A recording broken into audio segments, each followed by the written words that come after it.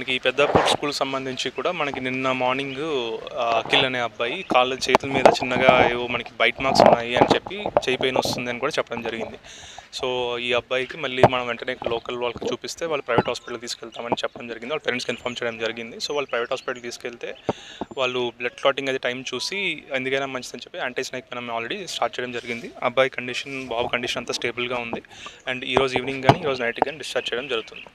And నిన్న night ఇక్కడే దీంట్లో మనకి బంక్ బెడ్స్ మీద పడుకున్న ఇంకో అబ్బాయి, దీని కూడా మార్నింగ్ వేరే వాళ్ళ అబ్బాయి కూడా సిమ్టమ్స్ లేవు, పెయిన్ లేదు, ఏం లేదు. వేరే వాళ్ళు కూడా చూసి ఏంటి ఇక్కడ ఏదో గీసినట్టు ఉంది, ఇక్కడ ఏదో నీకు బైట్ మార్క్ లాగా ఉంది అంటే అబ్బాయి కూడా భయపడడం వల్ల మనకి ఇన్ఫార్మ్ చేయడం జరిగింది.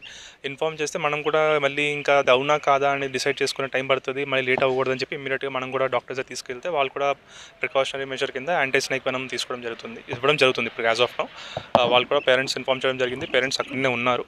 మనకి నేను ఇప్పుడు కూడా చూస్తూ ఉన్నాం. మొత్తం కూడా స్నేక్స్ ఎక్కడ కనిపించలేదు. బైట్ మార్క్స్ ఒకరికైతే పెయిన్ ఉందని చెప్పారు, సిమ్టమ్స్. ఇంకో సెకండ్ పర్సన్ సిమ్టమ్స్ కూడా ఏం లేవు.